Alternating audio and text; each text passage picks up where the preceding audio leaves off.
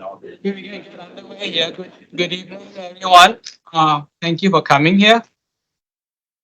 We normally don't get as big of a presence here, so it should be an interesting one.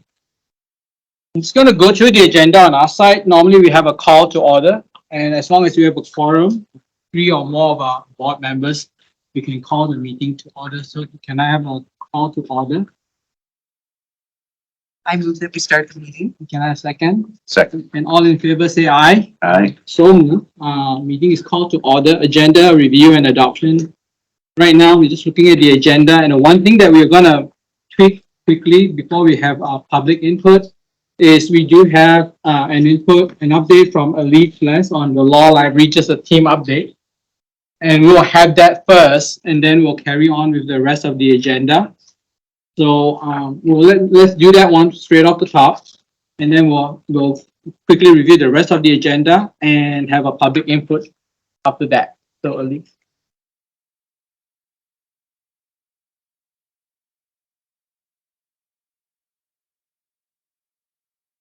One additional item, the meeting is being recorded. So just like every meeting that we have, it's recorded. At the moment, I believe it's audio only, but there are other cameras here, so we may get video too, and in through different facets of the media. So go ahead. Good afternoon. I'm just giving a brief update on the law library and the services that we provide. It's an annual update, and then before you guys get down to the business portion.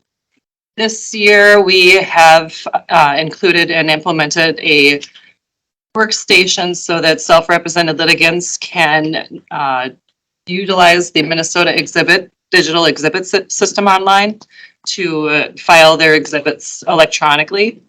And we continue to provide civil and family legal advice over phone consultations as needed. And we're looking to restart the in-person legal advice clinics soon, hopefully by next year. That's it for me. Thanks, Elise. Thank you. So my name is Charles Tay, and we are going to have a review of the agenda. Right now, aside from that, we'll keep the agenda as is. Do we adopt the agenda? I move we adopt the agenda as presented. Can we have a second? And all in favor say aye. Aye. Aye. Okay, sorry, I already did the adjustment on the agenda earlier.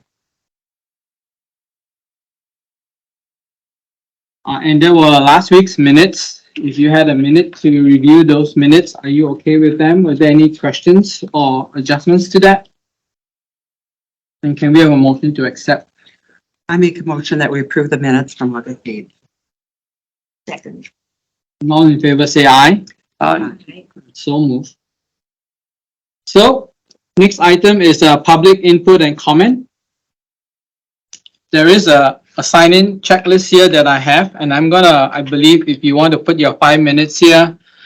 So let's put it this way. I'm not going to be doing a timer here to say, hey, 5 minutes, stop.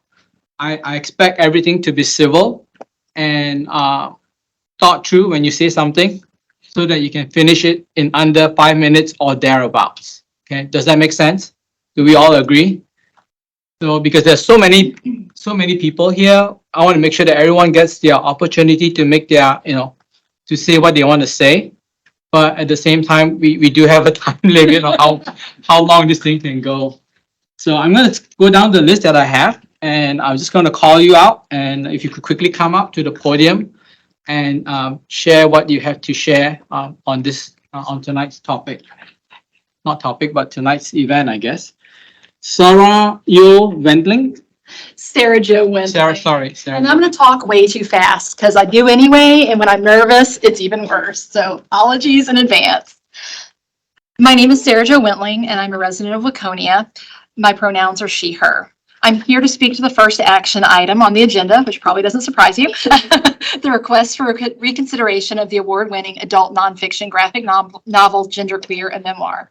Unlike the individual who brought the challenge to the board, I have taken the time to read the entire book. And as dismayed as I am by the challenge, I am very grateful to have had this book brought to my attention. It has opened my eyes to understand just a little bit what it might be like to feel as if you were born into the wrong body, giving me more empathy and understanding to the queer, questioning, and trans people in my life. The benefit of this book is far-reaching. It's not just for people who relate to the main character, but to normalize the existence of people like the author to all readers. I'm a librarian by degree. Some of you know me. For those of you who don't know, a degreed librarian isn't just someone who loves to be around books. Most of us do, but that's not it. We hold master's degrees in library and information science and have been trained in a variety of professional areas, including materials evaluation and selection and the ethics of library service to all members of our communities. Whether you know it or not, there are plenty of gay, lesbian, bisexual, non-binary, and yes, transgender people who reside in Carver County. They are your neighbors, your coworkers, attendees of your churches, and even members of your own families. Even if they haven't chosen to reveal themselves to you, they are here, and they deserve to see themselves reflected in our library materials as much as anyone else. According to the Trevor Project's 2022 National Survey on LGBTQ youth mental health, 45% of LGBTQ youth ages 14 to 24 seriously considered attempting suicide in the past year, including more than half of all non-binary and transgender youth. That's a startling statistic to me. I seriously had tears in my eyes yesterday morning reading a comment from my sister-in-law on my Facebook post when I was talking about preparing to come here to speak to you today. This is my sister-in-law who is gay. My sister-in-law, who is a high schooler, was cutting herself as she was struggling with her own sexuality. Her words were, "Thank you for doing this. Queer books save lives." So I'm here today to urge the board to stand up to would-be censors and to uphold the freedom to read policy in the library's mission and vision by retaining this enlightening and at times heart-wrenching autobiography of the author's experience navigating their own gender identity. One of the library board policies is the freedom to read. For the benefit of the audience, here's part of what it says. The freedom to read is essential to our democracy. It's continuously under attack. We, as individuals devoted to reading and as librarians and publishers responsible for disseminating ideas, wish to assert the public interest in the preservation of the freedom to read. We therefore affirm these propositions, and this is just a tiny part of it. It is in the public interest to make available the widest diversity of views and expressions, including those that are unorthodox, unpopular, or considered dangerous by the majority. Librarians do not need to endorse every idea or presentation they make available. It would conflict with the public interest for them to establish their own political, moral, or aesthetic views as a standard for determining what should be published or circulated. And then from the Carver County Library's mission and vision statement, our promises to our patrons, and this is slightly abbreviated, we will create a welcoming and accessible environment for all. We will provide resources reflecting our communities and diverse points of view. We will build library collections that both mirror our communities and also provide windows to the wider world. The original challenger would like you to believe that genderqueer is filled with both pornography and pedophilia. That is simply not true. And hopefully, having had the time to read the book now, you'll agree. While the legal definition of pornography has always been a slippery thing, I'll know it when I see it. The dictionary meaning is more clear. Pornography is a depiction of erotic behavior in pictures or writing intended to cause sexual excitement.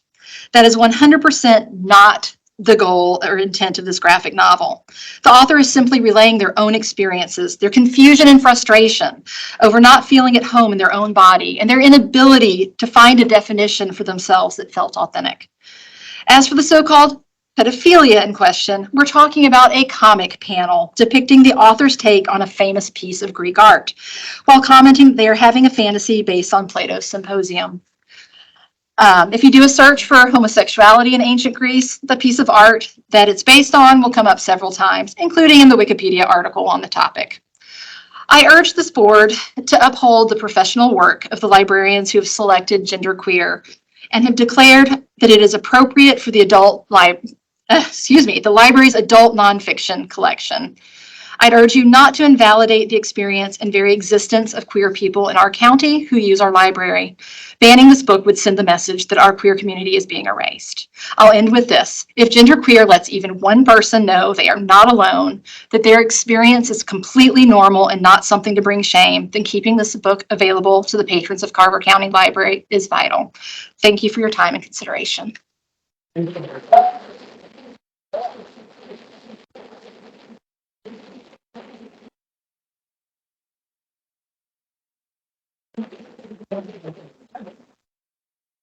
Next one is Leah That's really good. Patel. Ungiven. So I've completely endorsed everything Sarah Jo just said. And I'm here to protest banning of all books and not just the specific book under discussion. I am a Jewish refugee from the former Soviet Union, a country where all books and their contents were completely ruled by the government. Since knowledge is power, the people in charge were very careful about how much knowledge is allowed to the general population. If an idea was considered dangerous on any level, it was removed from circulation. The same was true for the people who held ideas that were considered dangerous on any level. Those people were also removed from circulation. Once it becomes acceptable to remove and ban ideas, the next step, to apply those rules to people, can be surprisingly easy to implement. It becomes very much a slippery slope into a ravine filled with hate and intolerance. History supports this again and again. My German husband wished that he could be here to share his opinions on the slippery slope and how easy it is to go from burning books to burning people, but he couldn't get off work. So library books were chosen by people whose job it is to select books that would be appropriate for the community they represent, whether the purpose of those books is to entertain, inform, or educate. I trust these people to do their job. Thank you, Sarah Jo. And to weigh all pros and cons when making their decisions. As the saying goes, you can't please everyone all the time, and that is perfectly okay. For those people who disagree with some of the books chosen for the library, the solution is simple. Don't read them. If you don't want your children to read them, that is perfectly within your rights. But just because you don't like something doesn't mean you get to decide for others. After all, this is not the Soviet Union. Although the last few years, I've been getting more and more nervous. On a more personal note, my youngest child self-identifies as a member of the LGBTQ community. She's 21 now and started to explore her identity in high school. She was nervous when she came out to us because she had friends who could not share these parts of themselves with their parents. The parents would not only not understand and support their children during the time the support was most needed, but they would actually kick them out of the house. One friend committed suicide as a way out. How can this possibly be something any parent can ever want? I love my children unconditionally, which means my main wish for them is to be healthy and happy. The rest is immaterial. Gender identity is not something to force or fix or hide, and it is also not contagious, no matter how many books someone might read on the subject. I asked my child her opinion on this book specifically. I've also read the book, and a lot of the author's journey seemed parallel to my child's, and so I just wanted to get her input. According to her, and I quote, "While the sheer honesty by the author may make some people uncomfortable, that is a reader issue, not a book issue. So many kids struggle each day and are a lot more uncomfortable than anyone reading this book would be. By sharing these experiences, if the author helps someone to feel a little less lonely, then it is worth so much more than a moment of discomfort from a book you don't even have to read." In conclusion, let professionals do their job. If you don't like it, don't read it. If it makes you uncomfortable, maybe you should examine why that is. And finally, if you're afraid of your kids reading this book, keep in mind that if the book is banned, your kids are a lot more likely to search it out. There is nothing so enticing as that which your parents don't want you to know.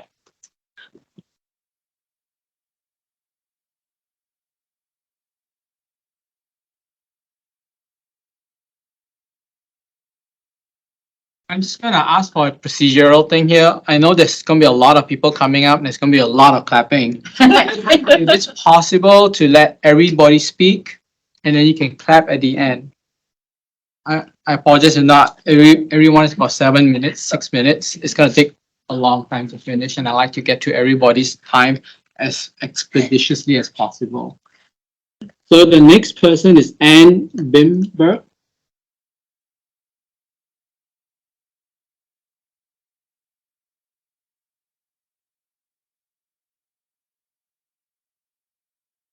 Hello. I'm realizing so far that everyone else is going to be far more erudite than I could ever be, so I'm going to try and make this really short. Here's what I know. Growing up, a lot of times books were my only friends. I was a shy, anxious kid, and they were good companions to me when I didn't have anyone else to be my companion. And it wasn't about whether I was gay or not. It was just trying to find a way to live my life as a human being. I know that in today's day and age, there are so many things that divide us, or we at least perceive that they divide us. Books were always one thing that I thought actually united us, because books, they make you feel love, they make you feel sadness and despair and heartache and hope. And that's something we all feel and we all need in our lives. I read a great quote that said, "A truly great library contains something in it to offend everyone." And I think that's true. There are many books that I would pass by because I wouldn't enjoy them. I also know they weren't written for me in mind. As a 48-year-old married white woman, cishet, genderqueer isn't for me. But it doesn't matter. It's for someone. Every book is for someone. Every book has an audience. Every book has a kid who needs to hear it. And I think we should let individuals make that decision for themselves instead of trying to regulate what we think other people should and should not read, what we think other people should and should not be. And I just like to read a little list of books. Frog and Toad. You guys might all remember that one. Where the Wild Things Are, because that Max was pretty cool. Good Night Moon. George and Martha. That's an older one, so if you're younger than me, you might not know that one. And Strega Nona. All these things have one thing in common. They were all written by queer authors. And I think we all have at least one book out of that list that we have dearly loved as a child, or our children have dearly loved. We didn't need to know anything about that author's private life to love it. And I don't think we need to judge any book by who they are, but instead just go on our own path, mind our own business, and love each other however we can. Thanks. I'm sorry. So we have Pan Wenting.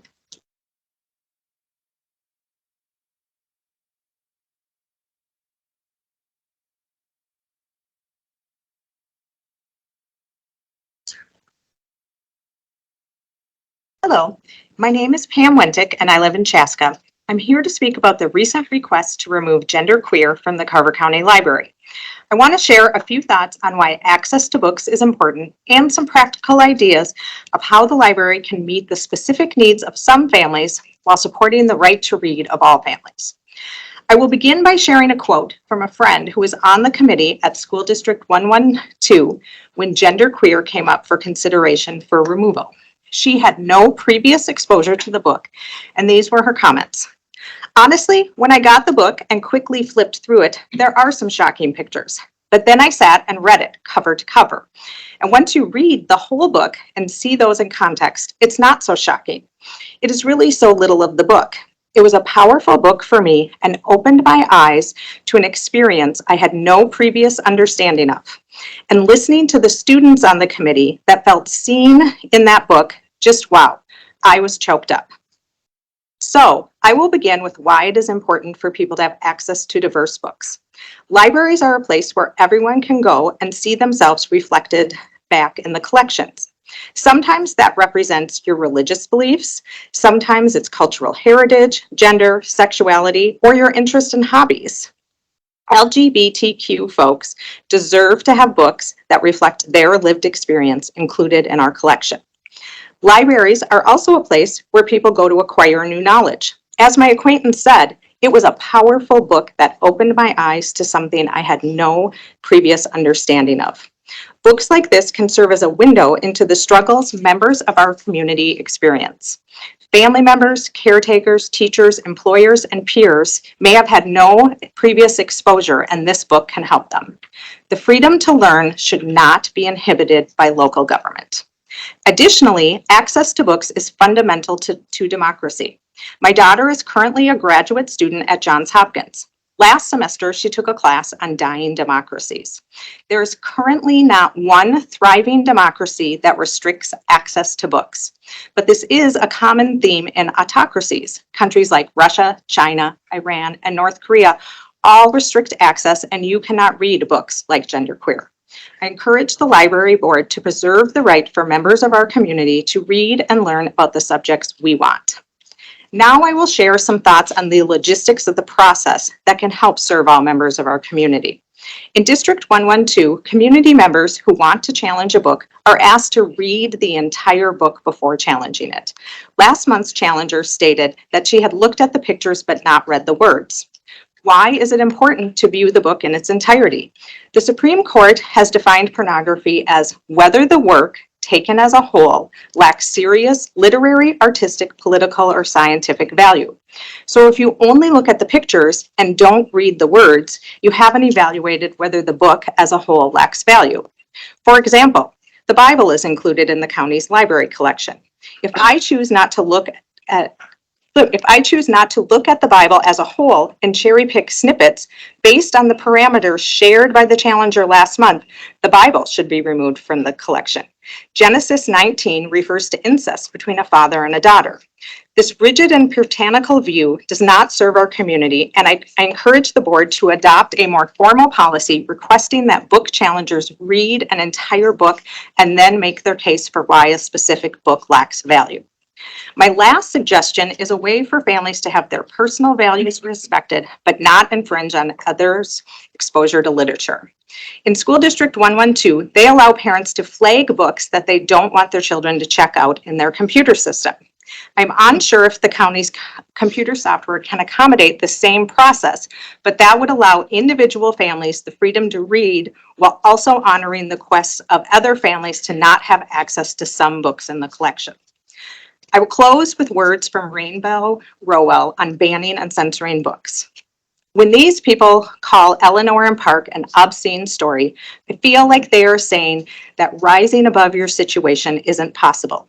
That if you grow up in an ugly situation, your story isn't even fit for good people's ears. That ugly things cancel out everything beautiful.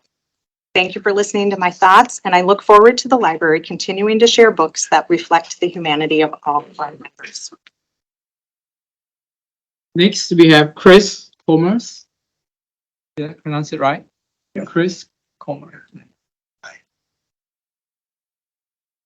Good afternoon, members of the board, and I just want to, first of all, start with a huge thank you for your work, your dedication to the Carver County Library System.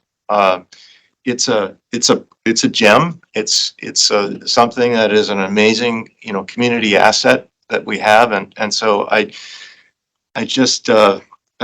want you to hear that there's a lot of gratitude for the work that you do.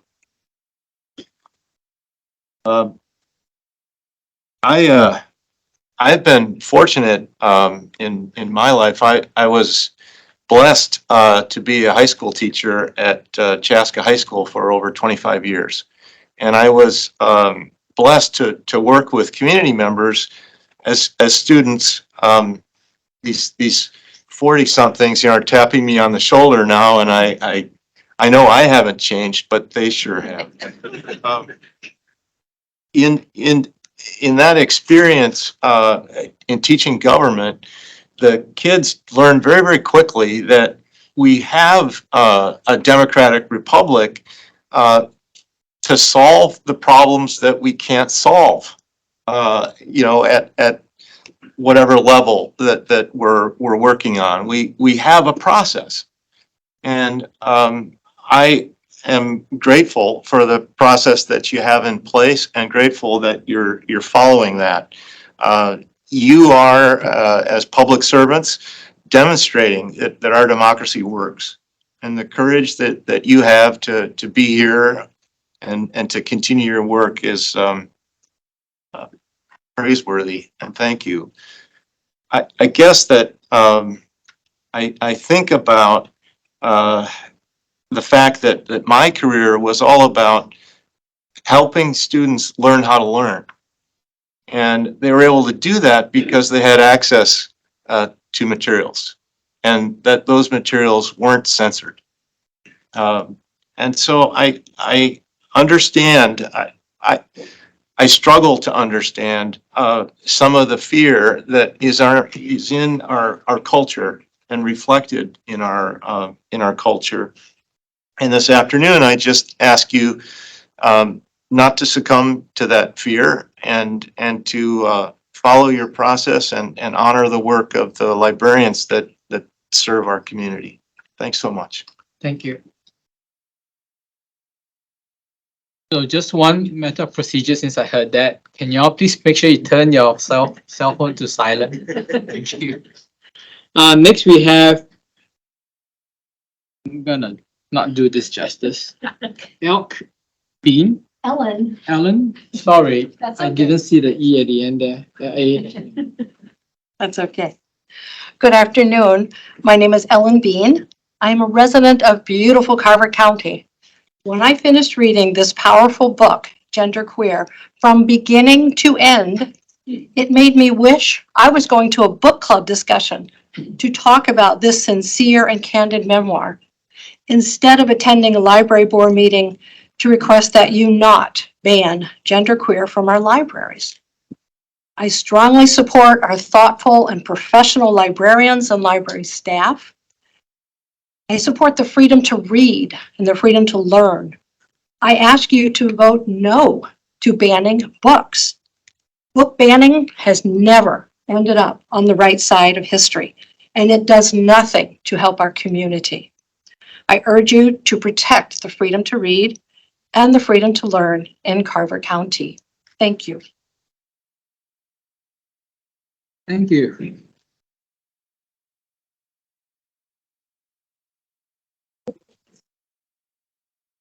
Next one we have Ellie Knutz. Krug.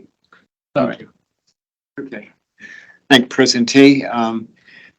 Director Edstrom, board members. I'm Ellie Krug. I'm a Carver County resident, and I happen to be queer. Okay?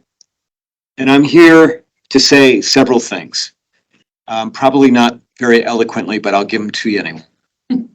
Number one, libraries are the last bastions of truth in America. They're the last place where we can find the words. Because as I stand here right now, words are being erased across our country. Secondly, isn't it amazing? You get on the library board and suddenly you find what it means to have courage.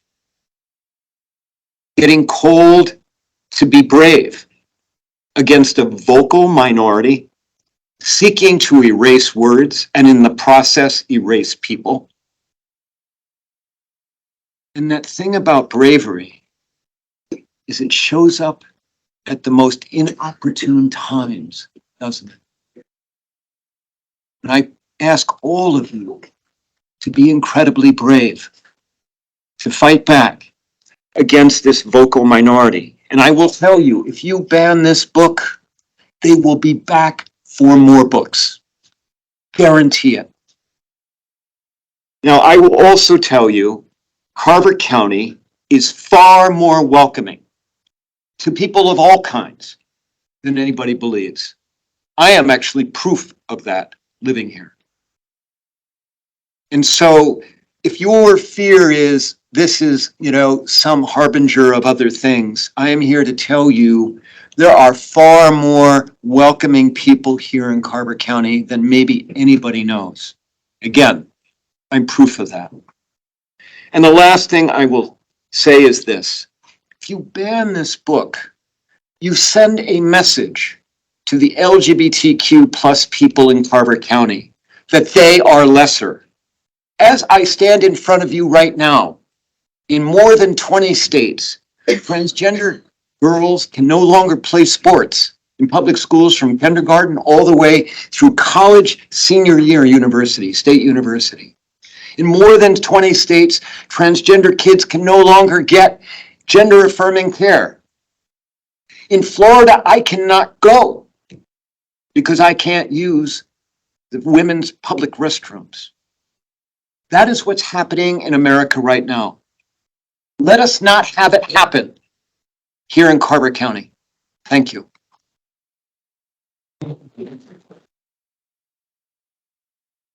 Next, we have Anne Elise Ball.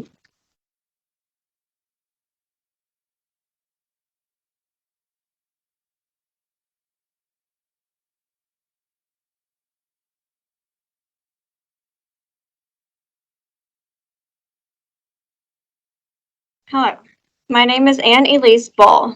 I'm here to express my support of the Freedom to Read policy and to discuss the reasons I disagree with removing genderqueer from the library system. When serving diverse demographics, it's pertinent that leaders use data and evidence to make informed decisions. Leaders must listen to the experts that have training and expertise in their fields, such as the librarians who hold degrees, or licensed child psychologists who study child sexual abuse and grooming. The decision to remove the book Genderqueer from an entire library system would be a decision made on nothing more than purposeful ignorance and bigotry, not data. I use the term purposeful ignorance because the book challenger admitted that she did not read the book that she is asking to be removed. This is an intentional choice she made to refuse to understand the context of the images, the message from the author, and the life of someone different from herself. I ask the board, did the book challenger present to you any professionally collected and analyzed data or peer-reviewed studies regarding the use of cartoon sex images and the harm it theoretically causes to children? Or was her only supporting evidence the book reviews made by like-minded people that she cherry-picked from the internet? As far as I know, there has not been any data collection or peer-reviewed studies done on the topic of cartoon sex images in books. I previously worked as an investigator for the Texas Department of Child Protective Services.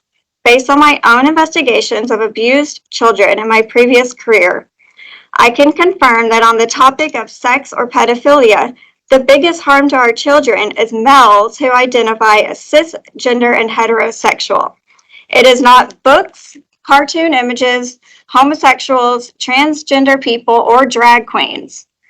In all the CPS cases I worked on, not one single perpetrator was someone from the LGBTQ community, and not one weapon was a book.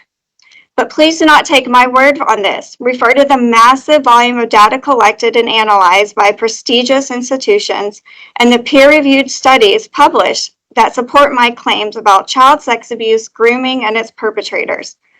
All of it very clearly refutes Ms. Bussey's beliefs and statements about grooming, the dangers of the images, and the intentions of the author. I would like to address some other facts relating to her book concerns. A measurable database fact is that guns are the #1 cause of children in America. Another fact, throughout history, religion has been a root cause of hate crimes, genocide, and wars. Is the book challenger concerned about the images of guns and religion in the library books, particularly the ones I found in the Waconia Library placed on the lower shelves in the children's section that contain images? It appears that all those books are conveniently being ignored by her. I would like to remind everyone that this book is categorized as an adult book and it's located on the top shelf in the adult section of the library. When I consider all of the points I've made, I'm led to believe that Ms. Bussey's goal is not to protect children, as she claims, but rather hide the reality of people in the LGBTQ community. I'm asking the board to seek the professional guidance of their staff and other experts in the field, to use data analysis of those experts, and to continue following their current policies. In my opinion, the majority of the population is sick and tired of people attacking marginalized communities under the guise of protecting children, while they completely ignore the very real problems children actually need protecting from, such as gun violence, hate crimes, poverty, restriction to healthcare, and child abuse perpetrated by heterosexual cisgender men.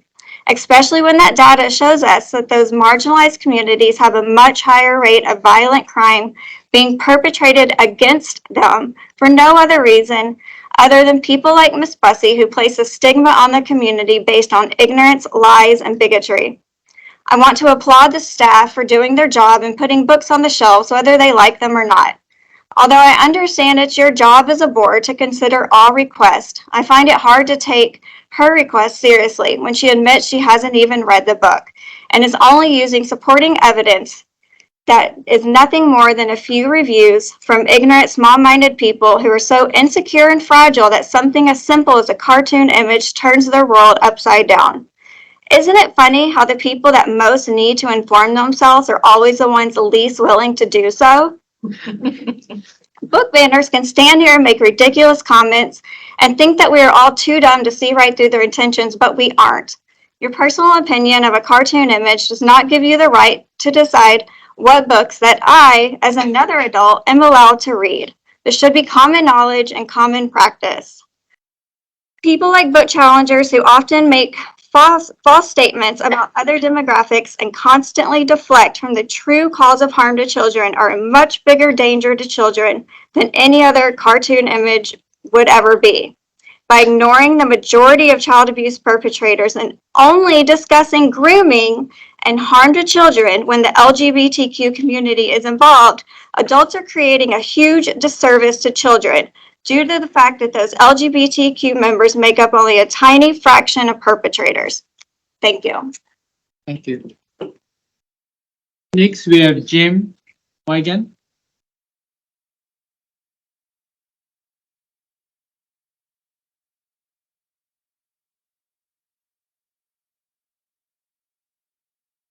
Let me start by saying I'm a strong believer in libraries. I give them the credit for helping me get a very good education. And I have spent 9 years on the library board, and I can understand we don't want to use too much of your time. And I also serve a very important role in the library board today. Usually, I am the public. Today, I'm also on the board of the Minnesota Association of Library Friends. I have served on the board of the Minnesota Library Association. And I've spent 9 years on the board itself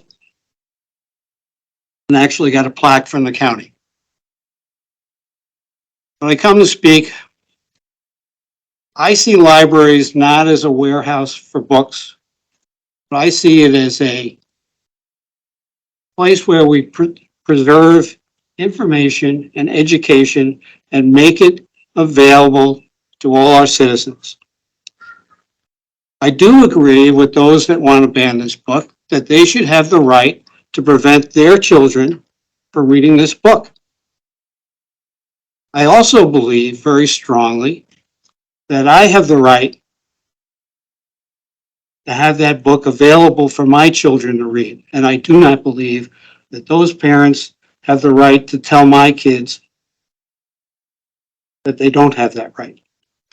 And I should say, my son yesterday had his birthday. He was 54. So case, it doesn't really matter.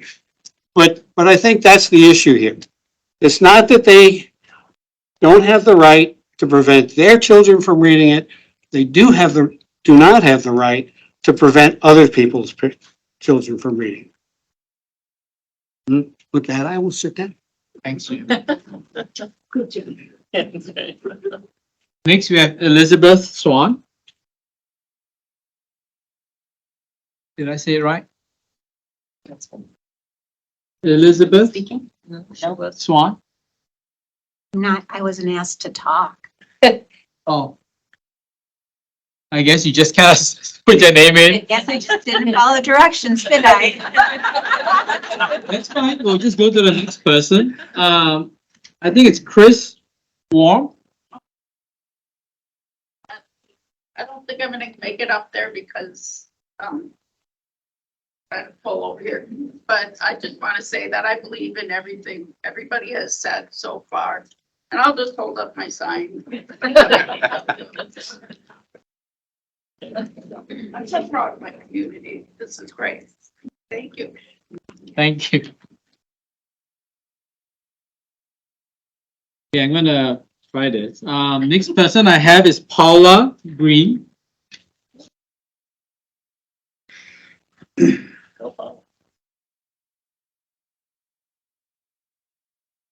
Hi, good afternoon. Thank you for listening to me. I just wanted to praise the people that are on the board and the people at the library who are always there to help me. And I think that we should all let those people be the ones that make the decisions for what we want to read. And I can tell you that I taught 35 years in the Eastern Carver County School District. And teachers, I had a neighbor the other day say something to me, or a former neighbor, about teachers indoctrinating kids into, deciding whether they want to be gay or straight or whatever. Teachers do not do that in any of my experience. I taught kindergarten. We were very careful to put out age-appropriate books, and that is done. That book that you're speaking of would probably not be on the shelf in my kindergarten classroom, but I would hope that it would be available in the adult section of the public library. I was just shocked when I heard we were talking about banning a book in the public library for adults. So thank you for listening to me, and everyone said it so well. I just feel like I have nothing left to say after that. Thank you. Thank you, Paula. Okay,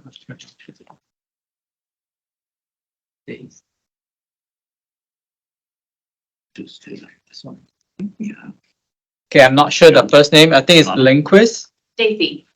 The first name is Stacy. Right. I had a card all written up, but everyone has been so beautifully eloquent. So rather than sort of stumble over what I wrote, I would just like to say that I completely trust the library professionals who choose the books that are put in our Carver library system. And I also support a person's individual freedom to choose what they read. And I vehemently oppose a single person or a group of people imposing their beliefs on an entire community. So I hope that the board votes no and allows this book to stay in our system. Thank you. Next person I have is Amber Bartel. Barker. She had to leave. Yeah. Oh, she had to leave. Yeah. Next one on the list is Jennifer Bass. See? Yeah.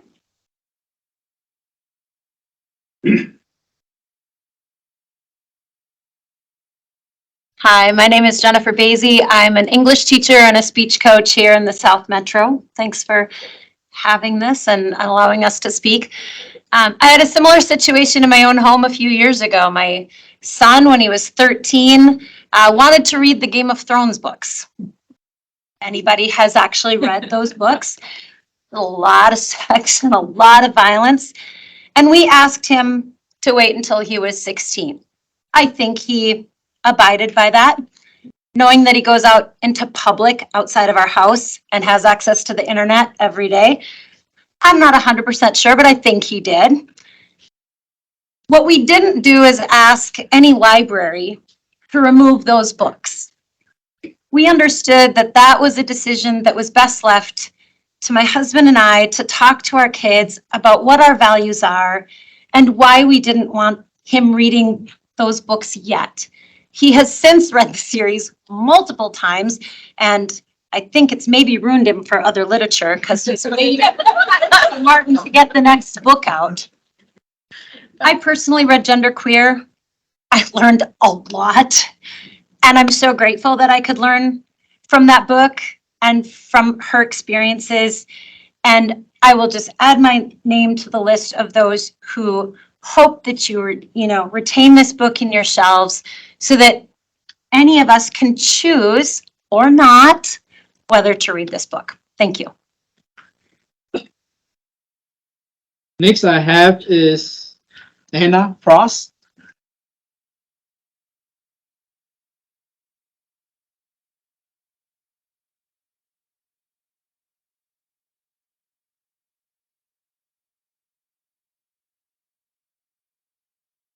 I'm Anna Frost. I'm a resident of Chaska, and quite frankly, I can't believe that we're talking about banning books and that we all have to be here. I'm obviously in support of everyone who spoke before me, so I'll keep this really short and sweet, but I just encourage the board to vote no and keep this book in the collection along with all others. Thanks a lot.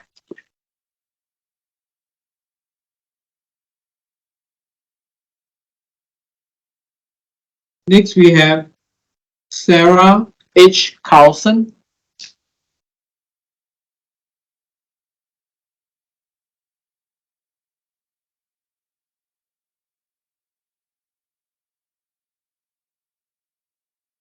Hi, I'm Sarah Johnson. I'm a parent here in Chaska. Is it Carlson? Oh, I'm sorry. It's okay. You got 3 more % to wait and you get to it. Hi, Sarah. Hello. Good evening. Chair, members of the advisory board, thank you for being here and holding this public forum. My name is Sarah Carlson. I'm a member of the Carver County community. Your mission is to serve Carver County community by having a library that will be a provider of resources, spaces, and experiences that enrich and empower people's lives. That speaks volumes to me. I am a daughter and a sister, sadly both gone from this world of professional librarians.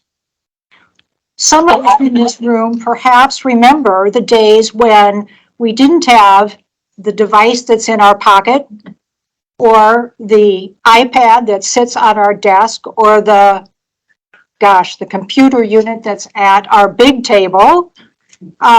We were told if you need to explore a subject, if you need to do a report, where do you go? You go to the library. And that's where the source of information, many different views on a particular subject can be found. My mother and my sister were taught the ethics of professional librarians. And I believe that we have an obligation to support the decision from our professional library staff that serves Carver County. I'm disappointed that we're here this evening to discuss about a freedom to read, which is part of all of our lives. And I urge the board to vote no on taking this book out of circulation. Thank you.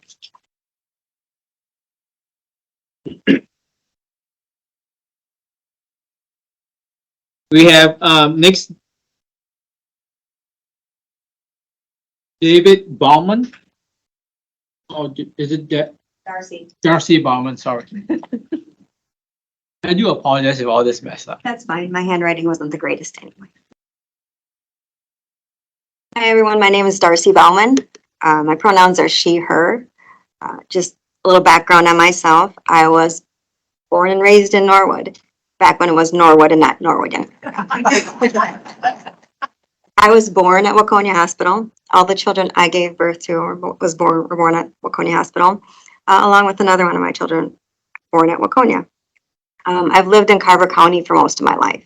I graduated high school from Central in 1988, which, dates me, but it'll give you a little idea of where I'm coming from. I am a mom. I have a wonderful wife, Chris, and altogether between yours, mine, ours, and ours, we have 7 children. Their ages are 33 down to 3. So the one of them that you saw running around the hall was great. She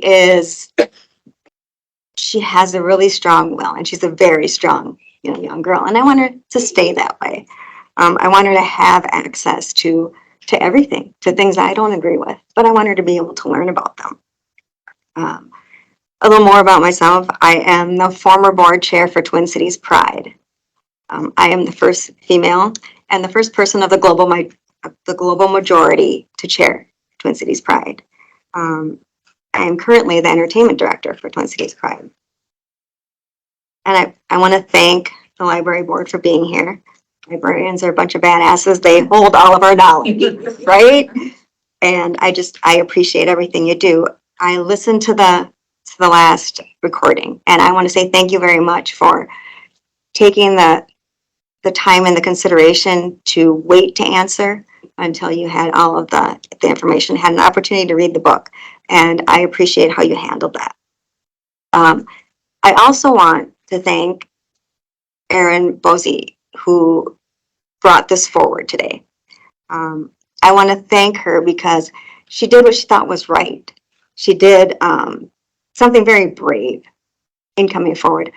It doesn't resonate with everyone, but that doesn't change the fact that it wasn't brave. So I would like to thank her for that as well. What I'm hoping comes from this is a process to move forward, a process for people to understand other people's lived experiences. I'm a little bit of a history geek, especially with the LGBTQ community. And just because there aren't historically stories like this doesn't mean there weren't people like this. We weren't allowed to write our stories down for fear of being hurt, for fear of so many things, which is true for so many marginalized groups. And we really need to get those stories said and heard now. And it's a great opportunity to learn more. I also understand that there are graphics in there that aren't the greatest. This is a coming of age book. And coming of age topics are topics like that. I would have given anything to have this book available when I was growing up, because it just wasn't.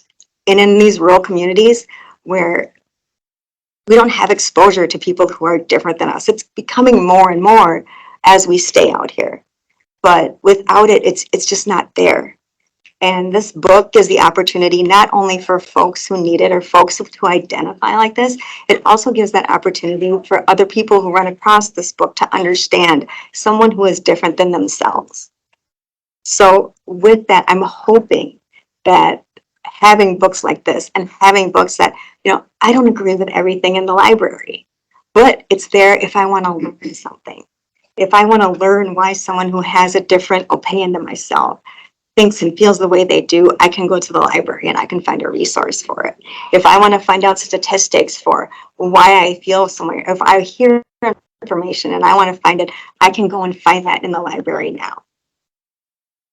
All books are for everyone as they deem fit for themselves. And I'm hoping that we can keep it this way. I'm hoping that within this room and within this group that, as we come with books like this, maybe later on as a community, we have the communities of belonging. Another part I'm involved in is the Carver County Health Equity and Community Engagement Committee. Maybe that's something that we can also do in having resources and having time for folks to talk about it. We don't have to agree, but to learn and to understand each other. So with that, I want to thank everybody for being here. I want to thank everybody else who was here for showing support one way or another, for your passion and for your beliefs. And if we can continue to do this all respectfully, Carver County will continue to be a good community. I've seen it grow from graduating in a class of 56. 3 of us are gay. Out of that class, 3 of us are gay. They're out.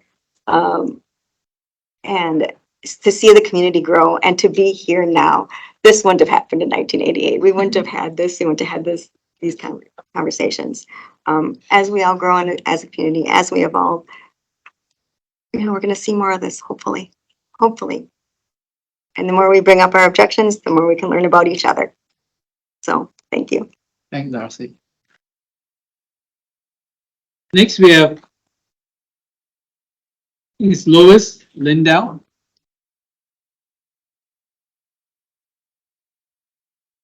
Just in case I thought I would need to speak. Everything has been stated so eloquently, I can add nothing.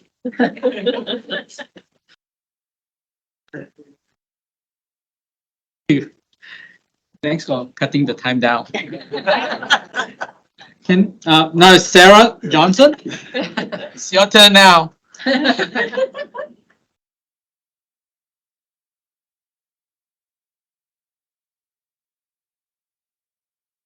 In my defense, I spent the first 27 years as Sarah Carlson out there. My hearing's not what it used to be, so sorry about that. I too would like to say thank you for the job that you're doing. I think it's really wonderful. I grew up and libraries were my safe space. I had a bus pass. I grew up in Duluth. I could get down to the Duluth library. And when my mom was working on her master's at UMD, I could get to the UMD library, where I probably shouldn't have been, but I was. And someone else mentioned earlier that, one of the best things is being able to see yourself in the stories that you read. I didn't so much want to see myself because I knew me and I was surrounded by me. But the best thing I got out of the books that I read at the library was realizing there was a much bigger world out there. There were people out there who weren't like me. They lived very, very different lives. They had different stories. They had different parenting. They had different school experiences. And it was important for me to grow as a person to be able to see that. I wasn't seeing it in my tiny little school, outside of Duluth, but to see that larger world and then to grow up and go out into that world and to meet people who weren't like me, to have a better understanding of who those people were and the kind of things that they went through. And I beg you not to take a book out of the library that allows kids who maybe wouldn't relate to it. Well, it's an adult book, so adults who wouldn't relate to it, to be able to read it and understand people in their community better than they might otherwise. We have LGBTQ plus members in my family, and some of our older relatives have kind of struggled with that. One of them went looking for this book when I said I was going to come down to the meeting because it was possibly being banned in our community. She sought the book out and she said, "Oh my gosh, I had no idea." She read this, this coming of age story, as we call it, and she's 82 years old. This is not the kind of thing she would have gone out and sought out for herself, but she feels better for having read it. And I think it's really important that we leave those stories out there, whether they're stories that we can relate to or stories of other people, so that we can learn to relate to other people. And I ask you to leave this book where it is. The librarians who chose it well. And the review that it originally went through, I think, was the right review. It should stay in our library. Thank you. Thank you, Sarah. So last 4 that I have on the list. So Jennifer Lang. Yeah, Jennifer Lang. Did I say it right?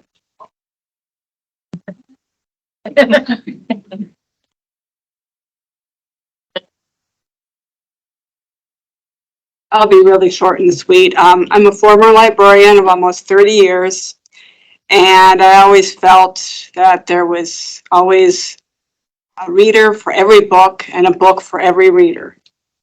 And it was my job to help the reader find the book that was right for them.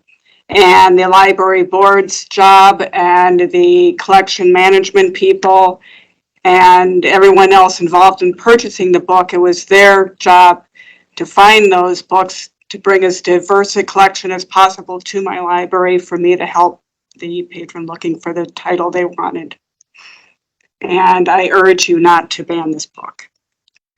Thank you. Next, we have Carrie Pierce. Carrie Pierce.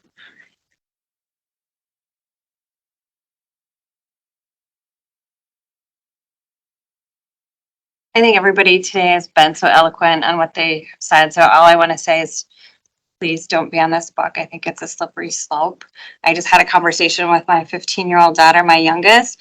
She wanted to order some books on Amazon. And I said, well, what is it about? And she said, what do you care? I said, I'm your mother. It's my job. It's my job. She's like, well, it's just a book. I said, well, what's in the book? What is it about? Who is the author? And she's like, she was so taken aback by my interest in wanting to know, because I look at the books that she brings home, but to order them. And so I think, it's my job as a parent to restrict what she does and does not read. It is not your job. So please keep the book in our library. Carrie. Next one. This is going to be bad again. I think it's Janice Sidery. John? Is it me? Or is this supposed to be Jan? Yeah, that's me. Hi. Just to get your name right, how do I say it? Jonas. Jonas. Yep. There's a Weezer song that's not what I'm named after, but I'm born in Sweden. I'm an immigrant from Sweden. It's a Swedish name. My last name is Sjöberg, pronounced in Swedish. Sorry, yes, everyone has been, especially the first couple of people that went, was extremely eloquent, and I feel like I don't have anything to add, but I wanted to touch on one aspect here. So I'm 50 years old, and the distance between my puberty and now is, quite a bit. So I forget a lot of, what that period was about in my life. But I want to mention that, so I want to be mindful of privacy here, but in my household, I have a young person, and that's a middle school person. And I can tell that these things, topics of, puberty, sexuality, gender identity, love, attraction, all of these things swirl around for our, young people, and we can't control that. That's what happens. That's just that's the thing that occurs, and so it's not like, all of a sudden one day you turned 18 and then boom, now you can control that. Yep, now I want to explore all of these things that's been in my head for years. So I just wanted to kind of bring that to context here. And I also want to mention that, so we live in Chaska, and we have hosted events, and this thing has become more clear to me because of my connection with someone in my household, where we've hosted a person who was a transgender boy and a gay boy and a gay girl, all in that age range, and realizing that, this is not something abstract, that, this is just in probably every single class in every single school, that this is real. They're real people that are, handling this. So I just want to make that connection. Just know that this is really real in our community, that there are a lot of people that, I think other people said it better, that are real people that would benefit a lot from having this type of material available. So please think about that. And let's see. And what I want to say, that if the library were to tell the young people in this situation that this is a topic that's not welcome at the Carver County Library, I think that would be absolutely heartbreaking. So for our community's sake, I really hope that does not occur. And I want to end with our Carver County Commissioner, Matt Uderman. He has reminded me, and he keeps reminding me about the phrase "to neighbor well." And he challenges me. He is a good neighbor, and he challenges me to be a good neighbor just by showing by example, leading by example. So I want to ask the library board to please neighbor well, think of that. We have neighbors who are struggling with these type of topics every day. Thanks. Thanks, Dennis. So finally get to the last one. Sabrina O'Brien. I think I nailed it. No. No, I just had a question. So I am one of the trans youth that you've all been discussing here today, and I didn't have the time to write my name down. I wrote something, it's 2 minutes and 43 seconds. I was wondering if I could go after the last. Sure. person. Well, no problem. But let's do Sabrina first. You'll probably put it a lot better than I do. I'm just here because I learned about it earlier today. My name is Sabrina O'Brien. I'm a resident of Chanhassen. I'm 18. I am one of the trans kids that we've been discussing so much. And, you know, I can't put it nearly as eloquently as any of you have, but trans stories matter because trans lives matter. And I don't think you can separate the two. The other queer people in my life have been invaluable to me in like me figuring out who I am and me being capable of standing here today in front of y'all. I've been so lucky to have other queer people in my life, queer people whose experiences are very similar to that of genderqueer. I can't say the same about myself. I haven't gone through that exact journey. But to someone who doesn't have access to that, you know, queer stories and books are the next best thing, and maybe the only thing they have access to in books or TV, although with the amount of like, you know, queer TV shows getting canceled by Netflix, I'm not sure that's a great resource either. And I just want to say that this book is incredible, and I hope it will stay in the Carver County Library system for anyone who wants to read it, whether they've gone through that journey or not. But to know that that story exists, that that is a real person who went through those things. I think it's a very good book. Thank you. Sorry. So can I have your name so I can write it down? Yeah, my name is Lee. Is L-E-E or L-I? L-E-E, yeah. First name, last name, or? Baumgart, B-A-U-M-G-A-R-D-T. Hello. My name is Lee. I came out as genderqueer when I was 14. I became president of my school's GSA, co-founded the district's trans youth club, worked at Transforming Families for 2 years, and co-founded a trans youth org at 18 that is still going strong. I'm here behalf on some of those trans people from this county. One of my roles at these jobs was resource collection and recommending trans media. I've read over 200 queer YA books. I've read this book not as a part of my job because it's not YA. So I read it as an adult. I can't think of a reason it should be banned. One reason I've heard brought up is the fear of rapid onset gender dysphoria. The belief that children learn what being trans is and suddenly become trans. I'd like to bring up that before we learned what allergies were, people used to just eat food and suddenly die. Then we understood what allergies were, and the data showed that people were dying of peanut allergies. This wasn't rapid onset peanut dysphoria. This is us being able to read data, which is something a part of media literacy. Researching this book and the banning across the country, a group that is pro-banning the book is called Moms for Liberty, which was something hard for me to understand. Liberty means the state of being free within society of restrictions imposed by authority on a way of life, behavior, or political views. This does not read as media literacy to me. If the name does not make sense, how do they have the media literacy to understand and ban this book? In fact, I do think we should follow liberty by not banning any books. We do deserve freedom to read what we would like. In the same way that Harry Potter isn't really my thing, I like Percy Jackson. I wouldn't stop the youth I work with at my org from reading it. I'd say, I'm so happy you are following your freedom in reading. In a world seemingly stuck in technology, I'm really excited to see people reading.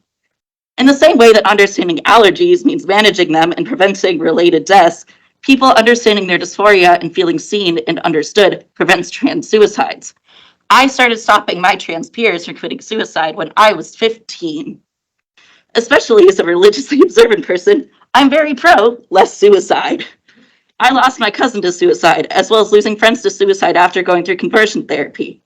I believe if they had greater access to media that told them they weren't alone and were understood, perhaps Cassandra would still be with us today. I believe that you have the ability to possibly prevent some of these feelings of depression in our trans population. That is very powerful. It is very disturbing to me that some people in this community may be against that. This state is a trans sanctuary state. That is because most people in this country and this state are pro-transgender. We see that in our elections and in our communities in general, including this one. We have the third biggest pride in the country. I think we should reflect that in our community. As a trans Jewish person, we have a phrase, they will not outlive us. Banning a book doesn't get rid of us. I came out of the closet before I even had a word for genderqueer. Media didn't make me trans, but I'm so glad that I am. It is a blessing. I want you to share in understanding that blessing by allowing people to read these books. One of the fatiguing things about being trans is being the sole educator in a person's life and a sort of ambassador for the whole community. These books take away some of that fatigue and gives me the chance to say, hey, go to the library. Thank you for your time.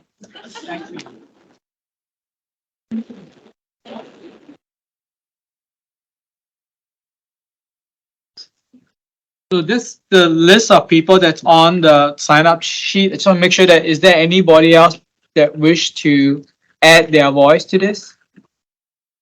Can you please tell me, I guess, I just put it down here. Your name and where you're from. My name is Jodi Dunbar. And I just want to quickly say that my nephew has been transgender for 31 years. He was originally born as a identical twin girl. And 31 years ago, there weren't books like this easily defined. And it would have been a godsend to be able to get more information on what he was going through, what our family was going through. And I'm just so thankful that this book brings peace and understanding to one single family. It is worth having it in every library across the country. People just need to understand, just want to understand and be helpful. Thank you, Judy. Judy, I'm assuming you're from Carver, is that right? Not, I'm formerly Carver. And for record purposes, where are you? Not. Okay.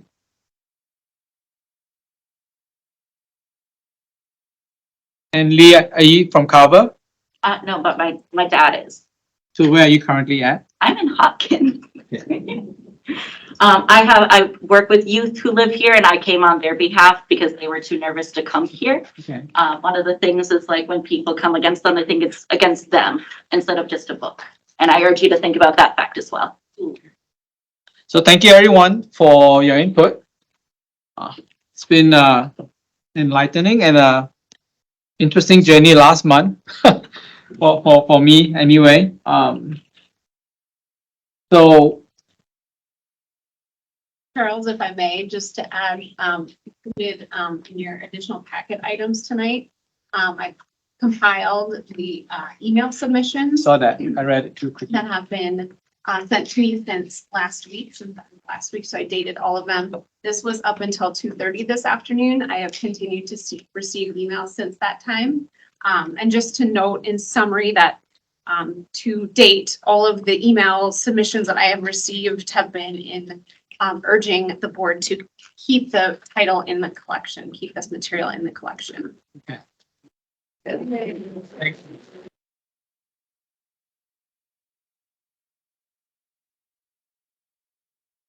So I guess, Jodi, were you gonna give a quick synopsis of the original request for reconsideration?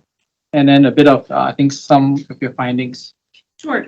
What I'd like to do is give a little bit of an overview of the process for anyone that isn't aware of how the process that we follow. So I'm going to be following some notes to make sure I don't miss any steps along the way. I'm Jodi Edstrom. I'm the Carver County Library Director. Thank you all for coming this evening. And thank you for having a respectful conversation and presentations to our board this evening. Well, my side gig, I'm a physician, so I feel like. As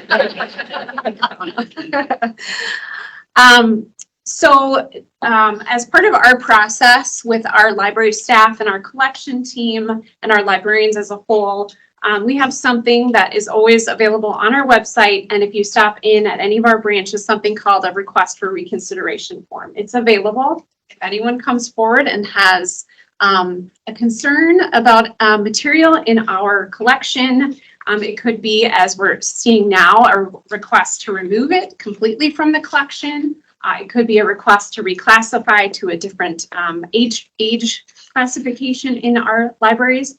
Individuals can fill out this form. Some of the questions, and I'm not going to read all of it, would include what concerns do you have about the resource? What action are you requesting of the library?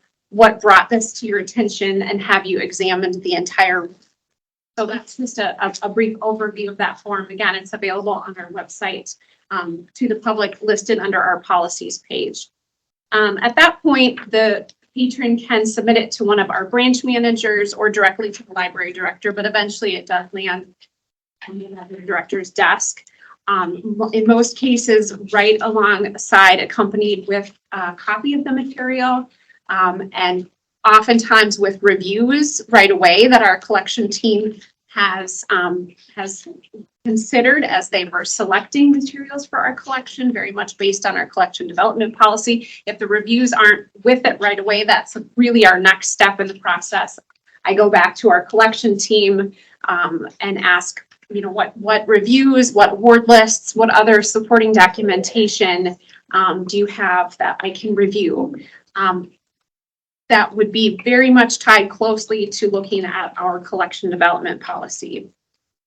And part of that, so that's kind of the next step in that process.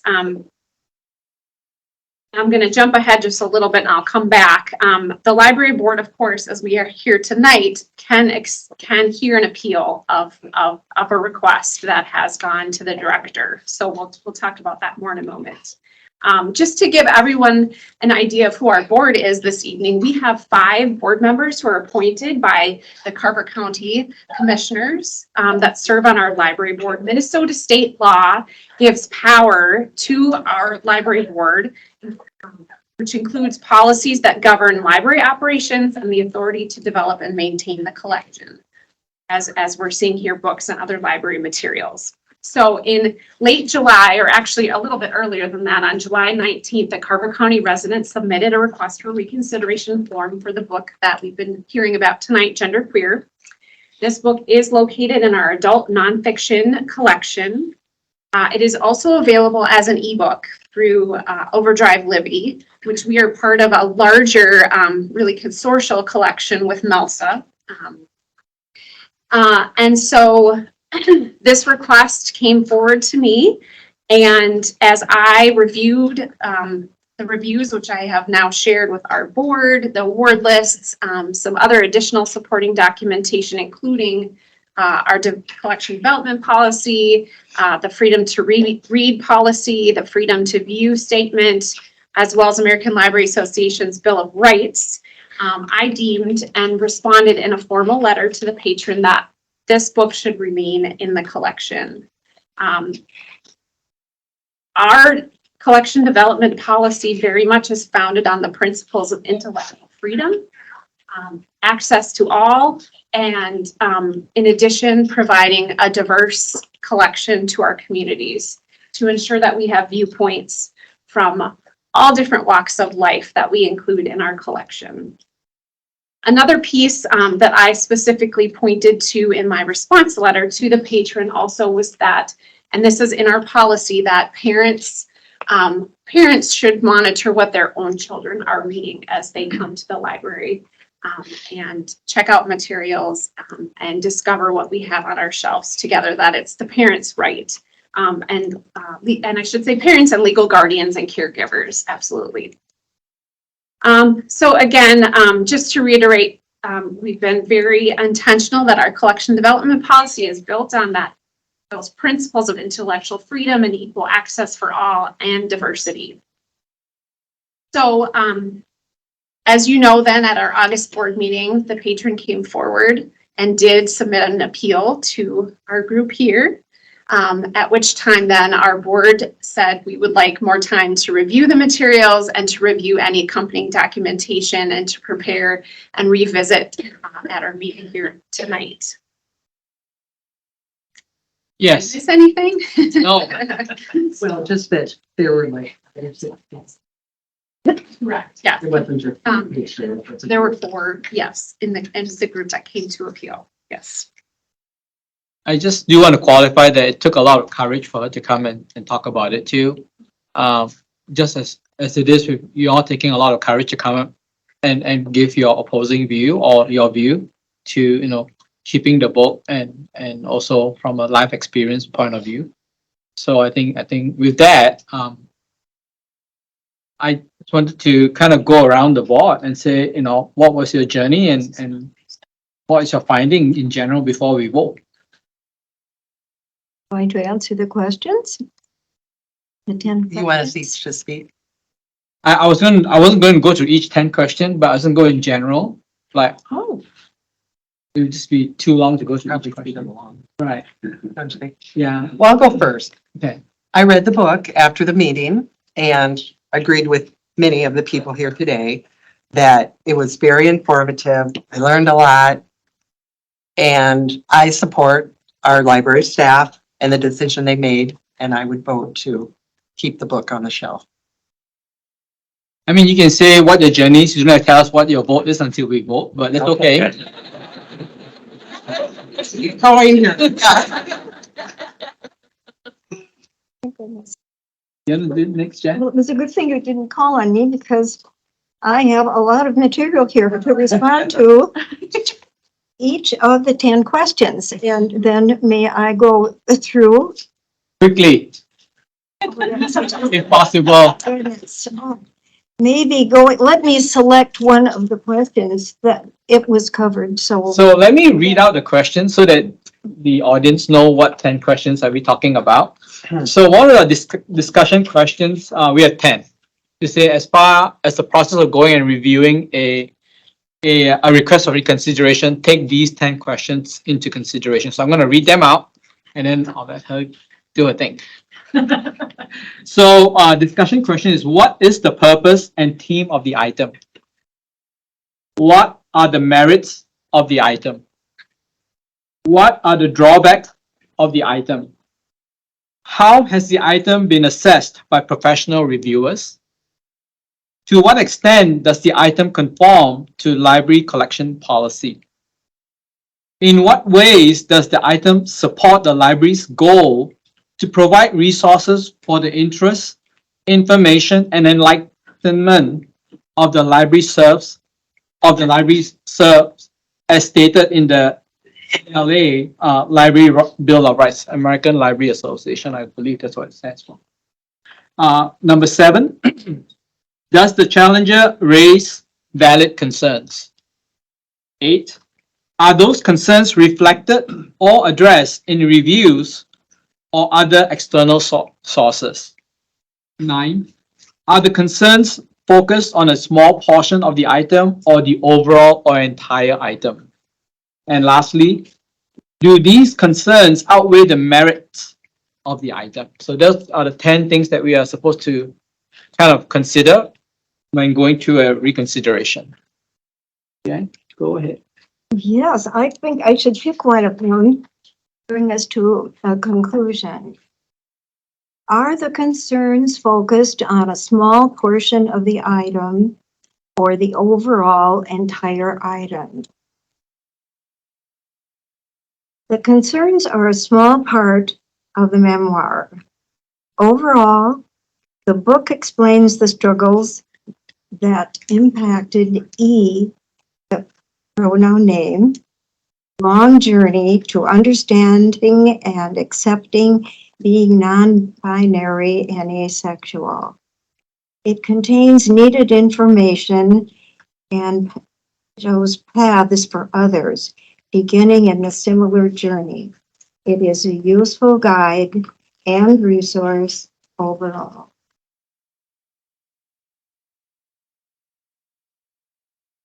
That's it. Other I mean, questions? but I think that is the overarching premise, I think. Yes. Yeah, I agree. I guess I probably should reveal my preferences. Uh, I have to, I'm not someone who will ban a book. I won't, in fact, will not ban much of anything. I was, obviously, the period in someone's life was a long time ago for me. But I was really kind of amazed at how touching I found the book. I found it really quite moving and also extremely informative. Those are the two things that hit me the strongest. I have to admit a prejudice that I went in to find reasons not to withdraw the book.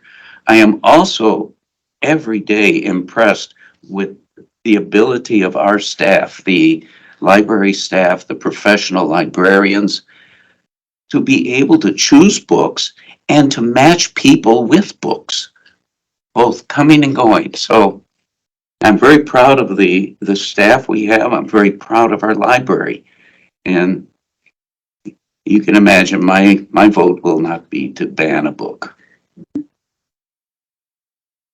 Almost academic because there's already three that you know. So I'm gonna quickly give you my brief of my journey of how I came to the conclusion, and it came right down to close to the end actually. So, like with Alan, I looked at both sides, right? You know, why would you ban a book, or is there an option not to ban the book, but still provide some protection? And for me, it was more focused on protection to little children, 4 or 5 year old, not to give them access. The book is classed as an adult book, an 18 plus book. It should be in the adult group of shelves, and it is. It's supposed to be, but it doesn't stop someone from taking it and putting it into the children at the children's eye level. And so that was my biggest concern. Okay. The definition of the general rule, I had some discussions with Jodi, and it's like, you know, how do we look at this, right? And the definition of and the test was, you know, whether to ban a book is obscenity and pornography. There was a Miller rule that was passed, or that was ruled by the Supreme Court actually. And one of the things that they talk about is, you know, this word, I'm gonna kill the word, prurient, which is how much the book is made as a sexual book rather than a content of the book itself, the strength of the story. And it's not a prurient book, so it doesn't pass the Miller rule. It's not an obscene book, but it does have some scenes. And the next question would be, are the scene the substance of the book, or the story is greater than the scene, right? And I watched an interview with I can't remember, Maya on YouTube, and she talked about it. And even she talked a bit about her life and, you know, what she went through. And she also talked a bit about that this book is not for kids. So she does agree with that point. And I know that her life, it's a very touching story, to say the least. So that's, I was kind of trying to figure out how to, I always play both sides of the game, right? You know, what to stop it and what to keep it, and see which one weighs out and more. And I believe in not banning books. I used to be a librarian when I was a kid. We have all kinds of books, and I went back and forth with Jodi on this. I said, like, you know, I want to protect the kids, but I don't want to ban the book. Like, how do you balance that, right? But then I read and I watched a few YouTube. It's really bad, but it's good at the same time. And you look at a lot of other counties and states, they're trying to ban the book. And one thing that I came across, and it's in our library policy, is that it's up to the parents to take care of what the kids read. It's up to the parents to make sure that the kids, you know, don't just read one book here and one book there, they have a rounded experience, right? And if you look at books, like you said, a lot of you said, it's a slippery slope. There's so much violence in the book, in all the comics, right? And if you talk about sexuality, how much are there in animes? The Japanese animes has so much more salacious looking scenes, if you don't know about that. So it's not really about a queer or a LGBTQ thing from my perspective. It's more of a sexuality thing. Like, how do you manage that? If you want to go down this path, all the other ones, you might as well do the same thing. So you kind of know where I'm leaning to, but yeah, so that's my journey in that respect. So that being said, we now have to take a vote. So I'm going to do it the positive. All in favor of keeping the book in the library, say aye. Aye. Aye. So there are no more nays. So I think the motion is passed. Do we need a motion and to second it, or can we just go vote like this? Can I have a motion to say to keep the book in the library? Can I have So moved. No. Can I have a motion to keep the book in the library, and then we get a second, and then we vote? Wait, I didn't Make a do. motion to keep the book in the library. Yes. Second. And second, and all in favor say aye. Aye. Aye. Motion passed.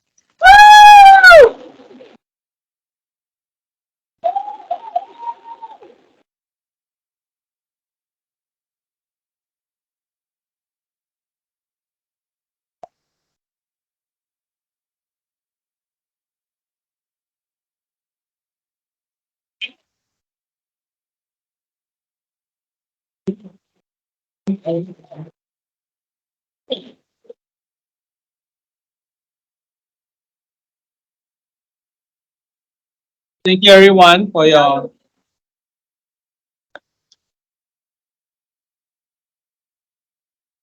We have other matters, but I don't need to be here for that. 5 minutes. Huh? If you want to, or say.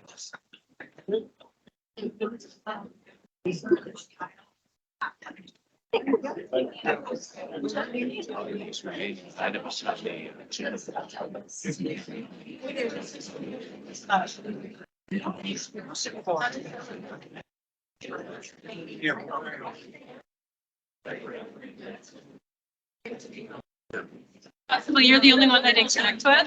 Oh, yeah, Yeah. Carol. No problem.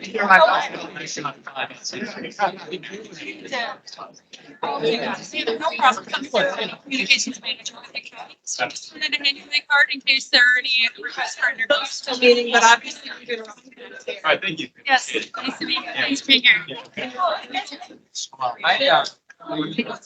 That is, I'm right. Yes. I don't.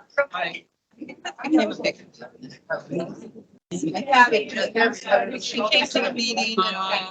I saw you I don't think so.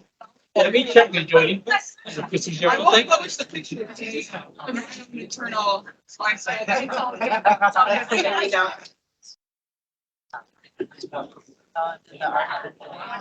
Yeah, that was the biggest one for round 2. You know round 1.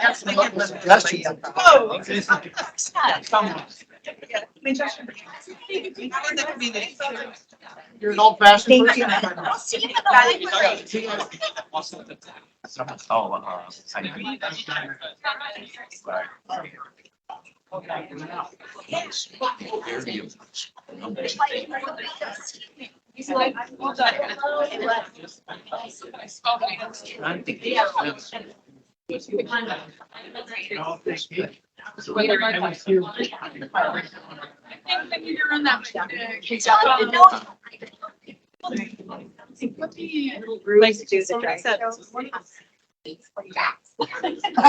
Sometimes.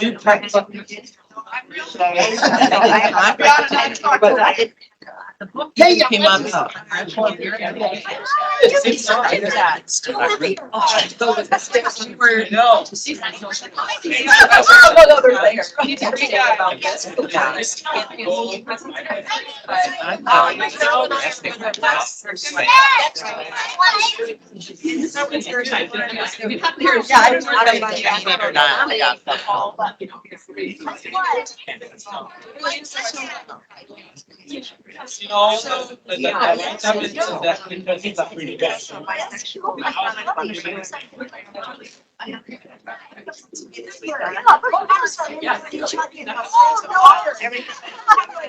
you doing that?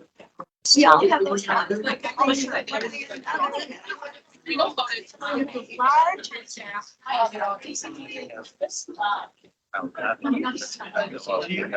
Oh, okay. In our meeting. A regular occurrence.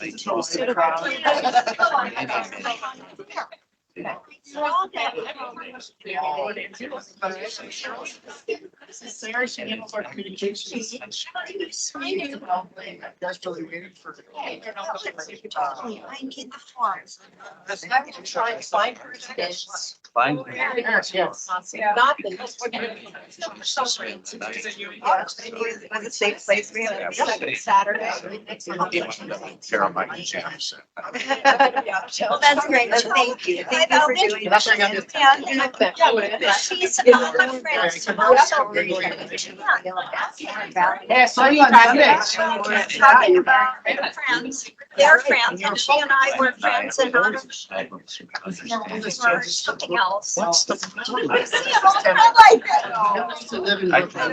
I know. So when we went to visit, Transgender. I never can get the letters right. Anyway. I think and this. Any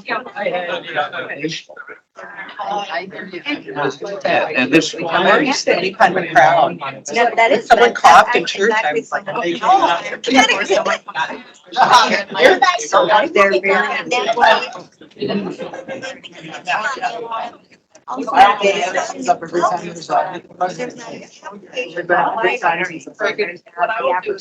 Not one's asked for money. I send them money. And she lives, she actually lives across town. Like he said, we represent everybody. The Brooks Bridge, they all.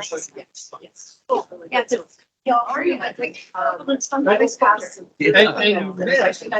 more. Thanks for coming.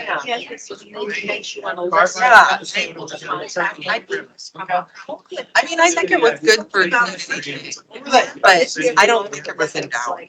I don't think it was gonna not pass. Yeah. But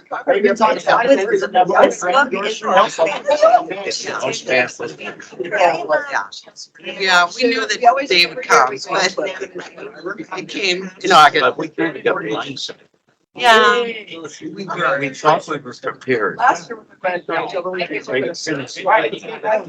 what I said. You know, the procedure, not the policy, but the Right. procedure for, you know, how you address one's like better question. It was. I was very